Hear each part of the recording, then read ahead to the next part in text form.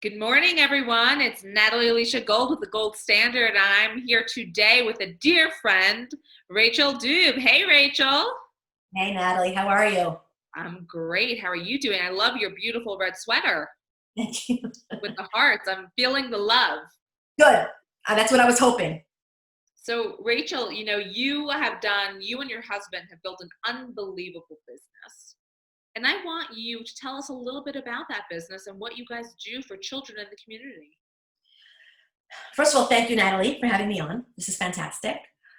So my husband and I, we started a private coaching program for kids. And it's essentially one-on-one coaching, and we combine three different elements into our program. We combine physical fitness, sports skills training, and social emotional development.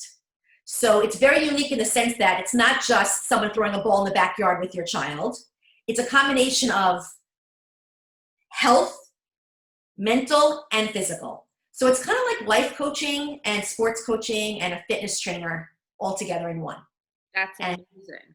yeah, and we don't know anyone else that does this. I mean, we really did a lot of market research before we started this, and there's no one else that does this, particularly to the extent that we do. We hire top level coaches who have experience in working with both kids and also in teaching sports. So they understand the psychology of children and how to properly teach children. So, Rachel, what you're doing truly is giving these children an opportunity to gain such confidence in themselves as an athlete, as a human being, while they're still growing up. So, what a gift. Yeah, and well, that's the absolute purpose. And people say, "What's your mission?" Our mission is to take a child from point A to point B, and point B feeling that they own themselves and that they feel good in their own skin. We tell parents it doesn't matter if your kid's an athlete. It really is completely irrelevant in the big scheme of things. But we want them to know what they want to know so that they feel good. So if recess is nerve-wracking for them, or gym class is nerve-wracking, or birthday parties, or they can't socialize appropriately on a team, we want to eliminate those fears and those areas of challenge and make sure that every kid feels that they can go forward with their peers and feel like they're giving 100% and they know what they need to know and they feel great about themselves. Rachel, this is such a unique product. Like you said, you guys are the only ones who are doing this in the world. So, what brought this brilliant idea to fruition? It's a good question. So my husband and I in 2010 started an after-school sports programming company. Essentially, like after-school sports in clubs that you see in schools. We did clinics Sunday, but it was sports focused. And we had, I don't know, thousands and thousands of families in our program over the years. And what we discovered is that while group classes are great for most kids, there are always a few kids that group classes are not really good for. They're not ready for it, whether physically or emotionally or socially. And we saw those kids were being left behind, and our heart was breaking over it, and we tell parents, hey, you know what? Your child's not thriving in our class. He really needs something more private and one-on-one to sort of get him to the place where he needs to be. And parents said, fine, great. Have the coach come to my house on Sunday. So we organically started doing that. And then we realized there are thousands and thousands of kids like this that are sort of being left behind, and we should start a business just focusing on them. There are so many amazing sports programs out there all over the world. Amazing programs. We don't want to compete with them. They already nailed that. What we're doing is we're taking a very sensitive, mature, professional adult coach and giving them a relationship with your child so that he can be a mentor, so that the child can thrive and have an advocate and a cheerleader in their corner who's always saying the right things, the positive things, teaching them the things that they were unable to learn previously. For a lot of kids, they were never taught the right way to do certain things. They were never given the chance because they were in group classes and their focus was not there, or one of their parents never taught them because they traveled a lot or didn't know it themselves. So sometimes a kid just needs someone to give them the information in a nice way, and they'll take off. So we want to be there to figure out where the issues are or challenges are with each child and rectify them so the kid can soar after that. You're literally taking a child and understanding their unique gifts in the world, packaging it in a beautiful product, and giving them the gift of love. That's exactly. That's exactly what we do. We want kids to feel loved and paid attention to and given all the tools and strategies they need to feel successful. And whatever it is they need, we do it. Sometimes our coaching sessions involve no physical activity because a kid just really needs to talk that day. And a coach can sense when a kid has a heavy heart and just really needs to be heard and maybe needs some good insight and advice. And then there are times when the kid just wants a great workout and wants to play and wants to run. And the coach will give them a great workout and teach them new things, and they'll leave feeling better than they ever did before. One of the things our coaches do that's very important is they track progress, so that if a child in the first session is only able to run, for 30 seconds before getting winded, at each session we keep retesting certain things so that we can see the progress. And then we can say after 10 sessions, your child went from a 30-second endurance to a minute and a half, or your child was able to dribble 14 times perfectly. Now they can do 200. So the reason this is so important is not just so parents can see the progress, but it's that the kids, it's data science. A kid will always say, I'm not good enough, I'm not good enough. But when you actually tell them you're not, because these numbers say you're amazing. Look at the numbers, it's in the proof. You went from here to here. And that opens up so much excitement in their eyes because it's incontrovertible. Like, they made improvements, and that means a lot to these kids. Rachel, tell me about the one kid that to you stands out the most and what change and transformation was able to happen as a result of your program. I mean, we have so many case studies that have been so heartwarming, and we've become very attached to many of our client families as they've become attached to us. But my heart always breaks for the kid who's just innately shy and socially awkward and so badly wants to belong and so badly wants to feel part of the peer group. But for whatever reason, they're just having a hard time breaking that barrier. And to be able to work with a child and to teach them the things that they need to be taught so that they feel empowered and knowledgeable and competent and fearless, it's literally like changing the trajectory of a child's life. And we tell parents, don't wait until your child is 11, 12, 13 to do an intervention. Do it at 5 or 6. If you sense your child is having issues with something, intervene. It doesn't have to be for a long period of time, but if you could just pull that challenge away or help them work through that challenge right now, why extend that challenge for years? Don't wait until your child has to go through 1st, 2nd, 3rd, and 4th grade feeling bad about themselves and awkward. Right. We can put that in the bud in 1st grade. Think about how amazing your child's education, school education is going to be, because they're going to be excited about it. So early intervention is really important because a lot of these things really can be nipped in the bud in a very uncomplicated way. It's literally pulling off the Band-Aid, and parents have to be able to do it, but exactly. How much you can thrive after. I mean, you're saving that kid's, the millions of dollars in therapy they'll need down the road. That's exactly right. And in fact, we're very big on therapy. We tell all our clients, if your child's in therapy and it's working, don't change it. Therapy has tremendous, tremendous benefits.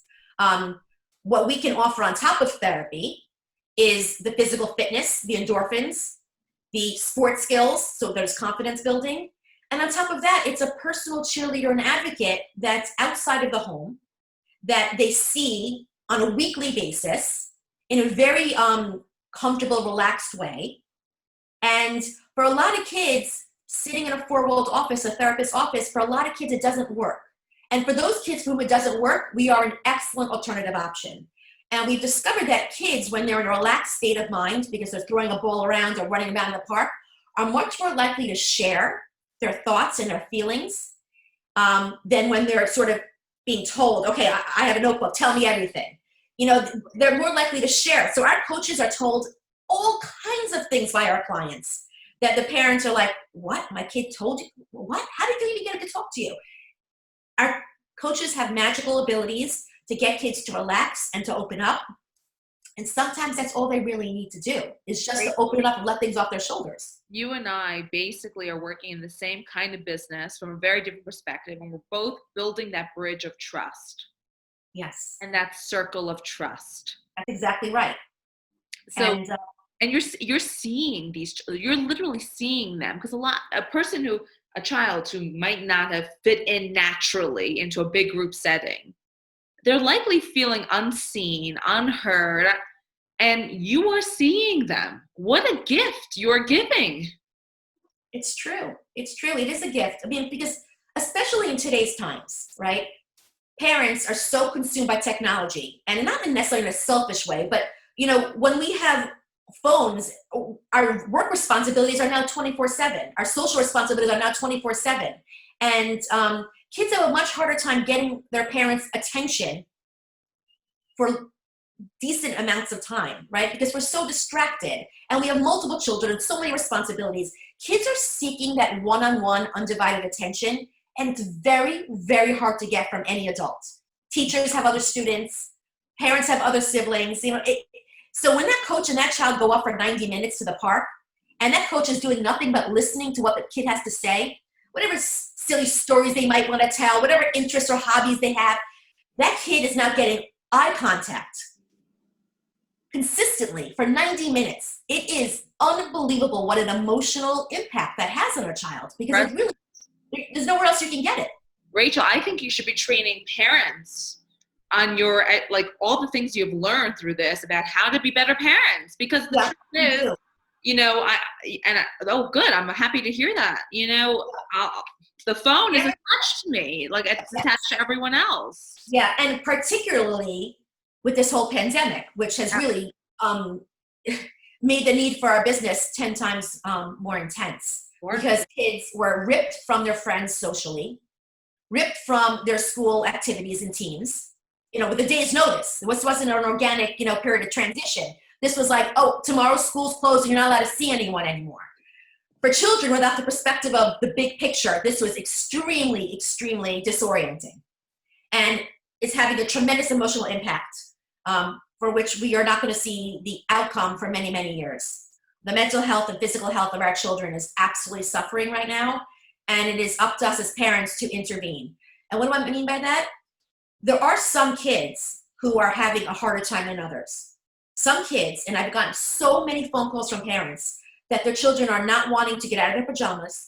They're not wanting to leave the house. They don't want to get off the couch. They don't want to FaceTime with their friends. They've just become so comfortable in their own lethargy that they become almost antisocial. It's like the more days you don't go see someone, the easier it is the next day not to see somebody. Right. And parents are seeing this. The kids don't want to go outside. They want to get fresh air. They just want to sit and just mope. It's a terrible, terrible pattern that kids are developing. And parents are like, I can't get my kid outside. I can't get him to go in the backyard. He doesn't want to see anybody. He doesn't want to do anything. What do I do? He's looking depressed. So our coaches are really going out of the way to make sure that all our clients are getting outside, getting fresh air, getting in, the endorphins they need, getting the vitamin D they need, socializing with their friends on FaceTime if possible, that trying to ease back into as normal a life as possible, because it's a very scary rabbit hole for a lot of these kids. And once they're in it, it's hard to get them out of it, particularly the older kids, 12, 13, 14, 15-year-old kids. When they get comfortable in something, they get very comfortable. And it's just not healthy. Rachel, you make such a good point, because, I joked with you. I said, I go from my bedroom to my office. And I'm really not joking. I mean, I have a lot of land and I'm not going out because I've gotten kind of used to this is the routine, and how much not having to leave the house to do things like work or interact with people because of Zoom, it really changes the dynamic. And I can't even imagine for kids. So, look, yes, the best thing is you get a private coach and you go, and I love it. Let's say for people who might not be able to afford to have a private coach one-on-one, what can they do with their kids to get their kids back into the groove? Yes, absolutely. That is a really, really important question, because Elite Method is just one of many, many, many solutions to this problem. But parents need to put their phones down, have heart-to-heart talks with their children, find out what are they thinking, what are they feeling, what are their fears, what are their needs right now, because they're different than they were a year ago. And you have to listen to their children's feelings. You have to ask them the right questions to really know what's going on. See, as adults, we have the gift of the big picture. We know that, well, this is really awful right now. In the big scheme of our lives, this is going to be what, 6 months, a year and a half, 2 years, maybe, worst case scenario. We know that life will go back to normal because we've been through major crises and tragedies in our lives before, right? Life does go back to normal. But for children who never experienced anything traumatic before, and they don't really understand how the future works and how things go back to normal, they feel like this is it. Like their whole life has changed and maybe it will never go back to normal. They don't see the big picture. So for them, it's extremely traumatizing. They don't understand, looking down at it, that this is just a moment in time. This to them feels like time forever. And for a lot, that's a tremendous burden. And we have to be extra sensitive to our children and not jump on them for not wanting to do what we want them to do in the minute we want them to do it. It's a lot of patience, understanding, and listening and asking the right questions. And some of the things that families can do are go on hikes, go on bike rides, do virtual tours of museums online and interact, play board games with your children, do have family contests. There are so many great things online, for families to do. If you Google it, on YouTube, there's an endless amount of things for the parent who really wants to do right by their child and bring family back together and reunite and spend time together. There's unlimited possibilities. It's just a matter of taking the time to actually go ahead and do it. And for parents, it's a lot because we're all in a phase of transition ourselves. Right. But we have to forget we're the parents, they're the children, and it's our responsibility to help them in whatever it is that they're going through. And they're going through a lot right now. Rachel, you make such amazing points. And even, look, everything that we learn in life, we bring back to ourselves. And my husband and I are both workaholics who want to change the world. And that's what brought us together. And at the same time, we're workaholics. So, and a lot of families are like that, right? So to me, as you're speaking, I'm saying what an important thing it is to have time every day scheduled into the schedule, that this is the time with no phones, no distractions, just us and the kids. And thank God, my kids are little. They're 2 and 8 months. Right. So they're not likely to remember this time. But it's the good patterns you put now, habits. Yes. Especially for a mom who's a workaholic like yourself, who is always going to be in front of a computer or on the phone. As your daughters grow, they're going to be like, oh, mommy's working again. And it's inevitable, and that's okay. What they do need to know is that mommy's working right now, but mommy won't be working between 6 and 7:30, and she's going to be with you. So that they understand that they can't have everything they want when they want it, but there's a time and place for everything, and mommy wants to spend time with you, mommy will spend time with you.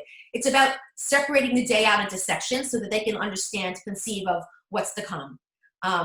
But inevitably, a workaholic mom's a workaholic mom, and they're going to get used to it, and they're going to find ways to entertain themselves. And particularly because you have 2 girls close in age, there's so much playing in their future and so much sibling, fun and rivalry in their future that they will be more than entertained just amongst themselves. What I love is truly coming present to ourselves of, I talk about life legacy, your life, love, and legacy plan. And sometimes I catch myself and I'm like, you're not present with your kids right now. And I know I'm speaking for many people. Everybody. Yeah. And what WTF am I doing? Like, why do I need to send this email right now? The client can wait. No one is going to die, God forbid. But the fact is that the most important job I have is mom. Yeah. And I have the responsibility, and many of our viewers do, of making sure that we bring up great children into the next generation. Yeah. This is the age-old question. How do we parent so that our kids turn out to be great humans, right? Because that's what we care about, that they're great humans.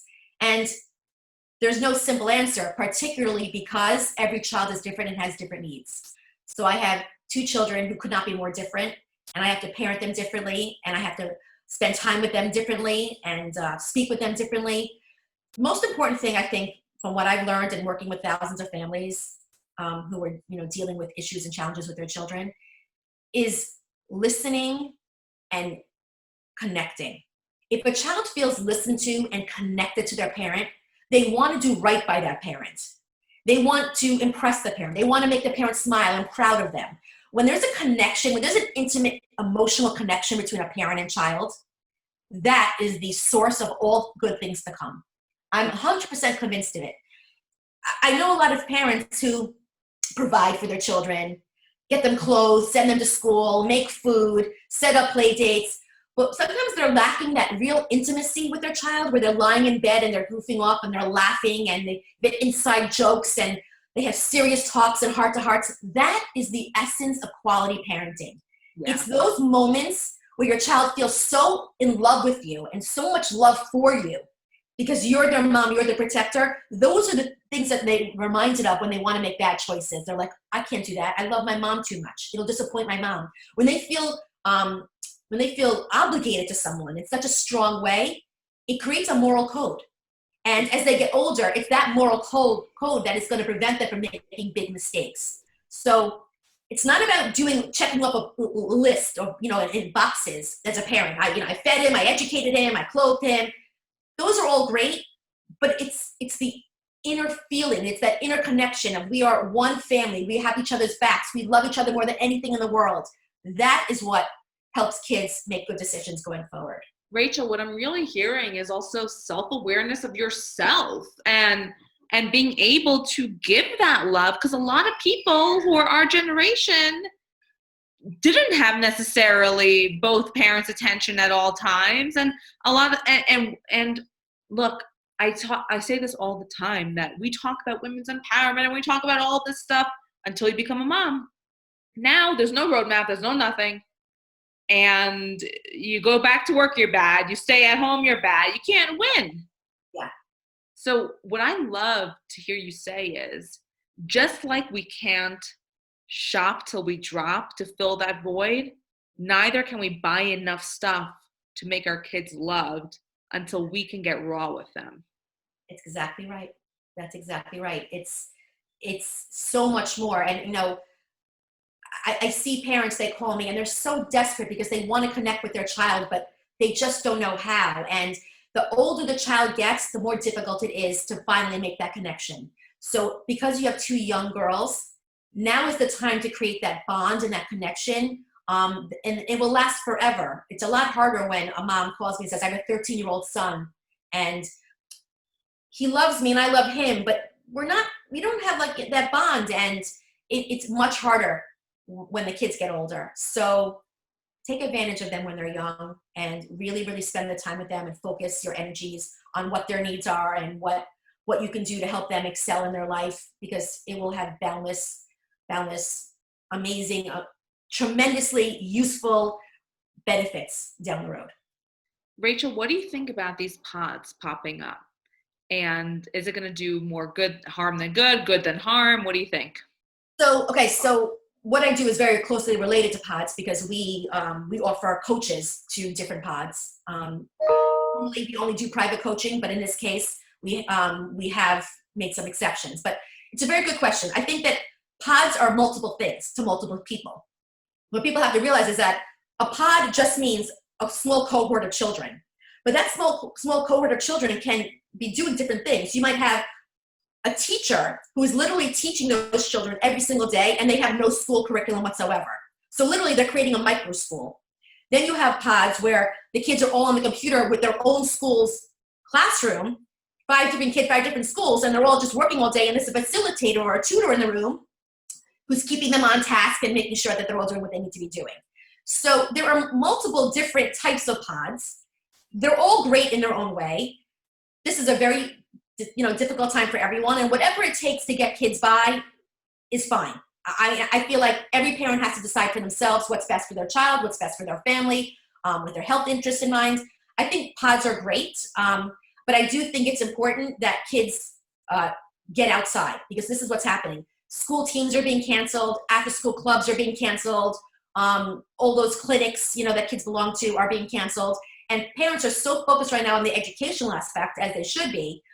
But they cannot forget that the child still needs to get out every single day for an hour for fresh air and run around. That's still a priority, because the benefits are enormous. And if you don't do it, you pay the price down the road, because your child will likely become depressed and lethargic and antisocial.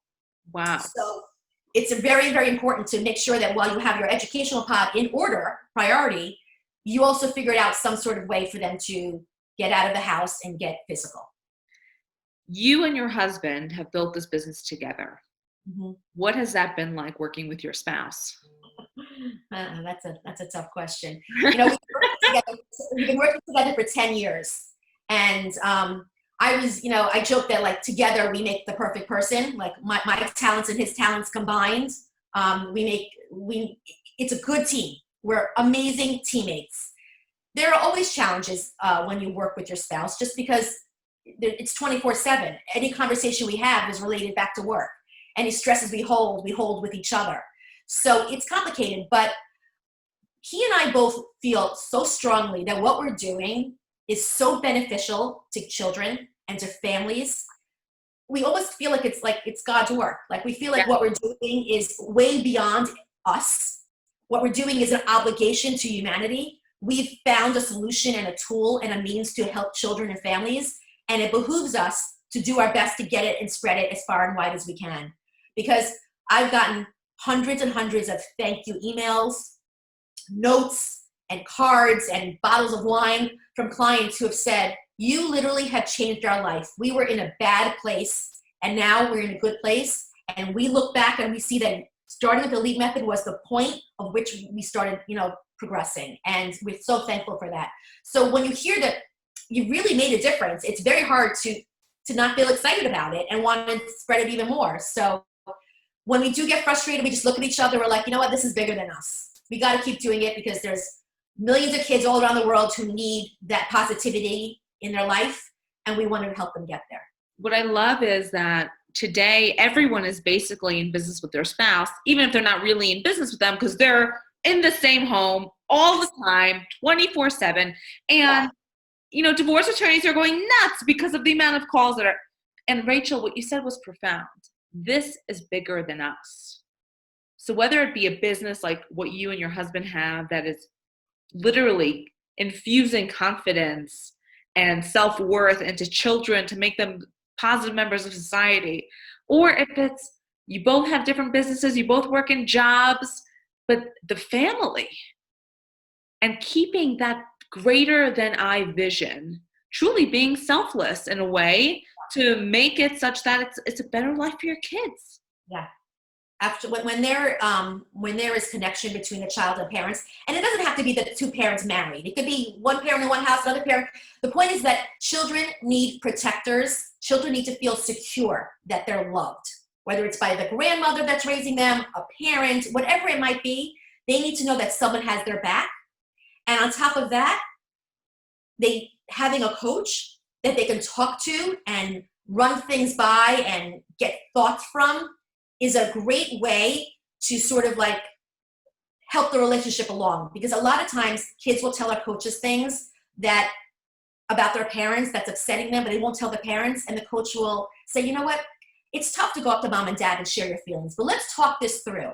What are some things we can say to mom and dad that maybe will help the situation? They role play ways for them to improve the relationship with even their parents. So while parent relationship is critical, sometimes having a coach can even benefit the parent relationship. What I love is that just reminded me of Glennon Doyle's We Can Do Hard Things. Yes. And that's exactly right. Rachel, too, I joke that my family runs better when there's a third person, and that person for us is our nanny. I mean, we know that she's a former teacher. We know that she can give our kids that moment-to-moment attention from 8 to 4. 8 to 4 for me is night and day because it gives me 8 hours a day to do my work. And I'm also thinking back to what you said about it could be a parent, it could be a grandparent, knowing someone loves you. And I am thinking, my family, when I grew up, it was all around 3, mom, dad, and my grandma. Right. My grandma was the rock for us. European family. Absolutely. And really how, as a society, we have so lost that. And we're all these individual pods, if you will, mother, father, or, mixed, or same-sex marriage, 2 adults and 1 kids, whatever's the average. But here's the deal, if both adults are working, what happens to the kids? Yeah. And I think that's the epidemic that you and your husband and the elite method are really trying to come against. Yeah, there's, people, when we started this business, said to us, why do you need to do this? This is the parent's job to instill self-worth and confidence in their kids. Why do you need coaches? And I said, parents can have the most incredible, well-intentioned, ideas, but sometimes the execution is not where it needs to be. Sure. So when you tell a kid something, even the most constructive, simple criticism, they take it so personally. So if a mom says to the child, that shirt doesn't look good on you, put something else on, the kid's like, what? What does it doesn't look good on me? When a friend says it, they're like, oh, does this look better? It's like, sometimes when a third person, an objective party gets involved, there's none of that toxic emotional baggage that kids can often have with parents. So there is tremendous benefit to having this third party person sort of keep an eye on the relationships and intervene when necessary, and be like a connector between the parents and the child. Yeah. Yeah. And every family should have someone, whether it be an uncle, a housekeeper, a neighbor. Every child should have someone, every parent should have someone who is sort of like an objective third party. Rachel, the lack of love is, or the perceived lack of love is, in my opinion, the root of almost every harm we have in this world. Because I'll tell you, God forbid, may everyone live to 120, may no one die early. And we know that's not the reality. We can hope. But the fact is, when people come and they're fighting about their estate, mom or stepmom and kids, or siblings with each other, it's always about a lack of love and a lack of feeling seen and a lack of feeling heard. And it's not about the money. I mean, that's the outer mask, but it was never about the money. It's all about the love. So I give my hats off to you and the elite method, what you guys are building. Tell us which states and counties you guys cover. So we are in Northern Bergen County, New Jersey. We are all over New York City. We are Brooklyn. We are in Westchester. We are in Long Island, Nassau County. We are in Fairfield County in Connecticut, and we are in the Hamptons. And we have over 24 coaches working with us. We have hundreds of families, and it's an ongoing effort to expand, because we want as many kids as possible to have the benefits of having their own coach. And we're really excited about what the potential is, because we want to do this in every city in America soon enough. Can't wait till you do. Yeah. I cannot wait. I support you wholeheartedly. What you're doing in the world is God's work. Thank you. We believe so. And it's what keeps us going through even hard times, particularly the pandemic, when things became very complicated for us. But we found ways to get around it and to pivot and to consistently help children, even more so through the pandemic. If you could leave us with the one most important thing, that advice that you have learned through your business, through your life, what would it be? I think that a lot of times as adults, and parents, we project our own insecurities and needs and wants and likes and dislikes onto our children. There's a lot of projecting, and it's human nature. It's not that any parent does this on purpose, but we have to take a step back and let our children thrive to who they are meant to be. So just because dad's an athlete and he's so proud and his kid's athletic does not mean that that child needs to want to be on every team. That child might have an interest in music, and it's important to go to each child for their unique talents and show them that whatever it is they're interested in makes them special, and that they have unique gifts that others don't. We have to stop pushing our children into categories that we feel are going to help us sleep better at night, because every child is completely unique one to the next, and we have to respect that and nurture it.